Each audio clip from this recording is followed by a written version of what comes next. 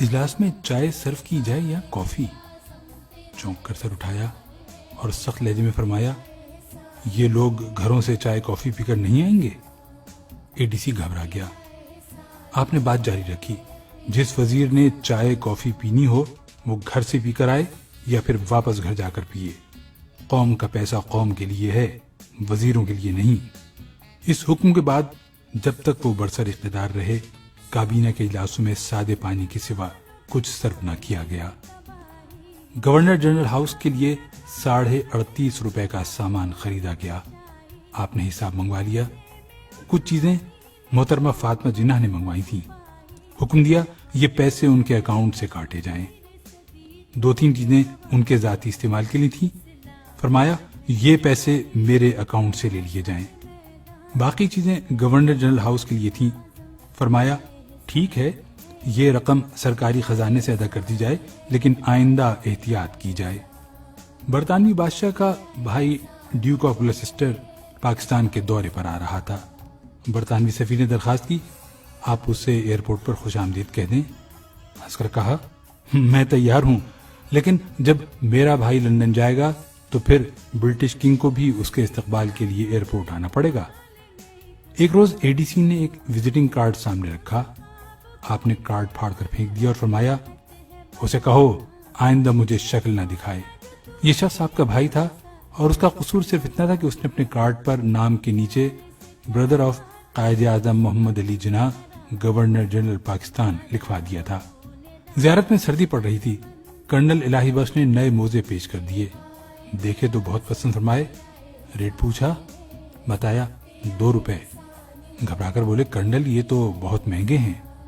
عرض کیا، سر یہ آپ کے اکاؤنٹ سے خریدے گئے ہیں۔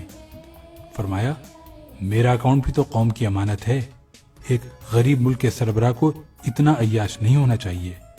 موزے لپیٹے اور کرنل الہی بخش کو واپس کرنے کا حکم دے دیا۔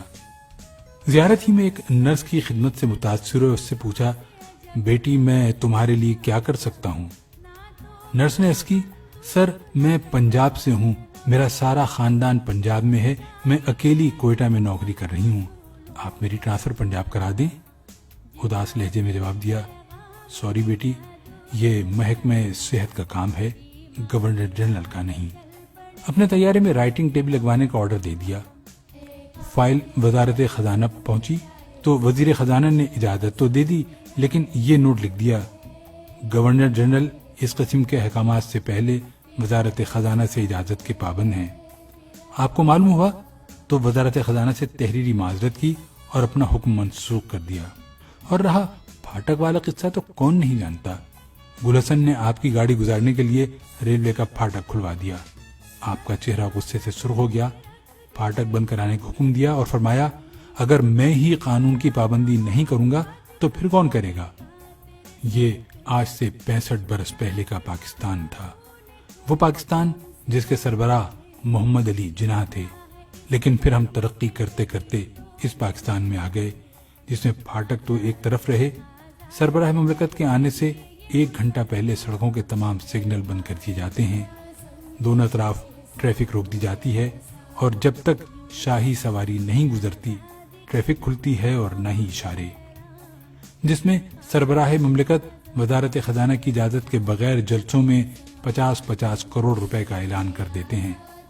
وزارت خزانہ کے انکار کے باوجود پورے جہاز خرید لیے جاتے ہیں، جس میں صدروں اور وزیر اعظم کے احکامات پر سینکڑوں لوگ بھرتی کیے گئے، اتنے ہی لوگوں کے تبادلے ہوئے، اتنے ہی لوگ نوکریوں سے نکالے گئے اور اتنے لوگوں کو ضابطے اور قانون توڑ کر ترقی دی گئی، جس میں موزے تو رہے ایک طرف، بچوں کے پوتڑے تک سرکاری خزانے سے خریدے گئے، جس میں آج ایوان صدر کا 50 کروڑ اور وزیر اعظم ہاؤس کا بجٹ 1.39 کروڑ روپے ہے، جس میں ایوان اقتدار میں عملاً بھائیوں، بھتیجوں، بھانجوں، بہنوں، بہنوئیوں اور خادم کا راج رہا، جس میں وزیر اعظم ہاؤس سے سیکریٹریوں کو فون کیا جاتا ہے اور کہا جاتا ہے کہ میں صاحب کا بہنوئی بول رہا ہوں، جس میں امریکہ کے نائب وزیر کے استقبال کے لیے پوری حکومت ایئرپورٹ پر کھڑی دکھائی دیتی ہے، اور جس میں چائے اور کافی تو رہی دور، کابینہ کے اجلاس میں پورا لنچ، پورا ڈنر سرو کیا جاتا ہے، اور جس میں ایوان صدر اور وزیر اعظم ہاؤس کے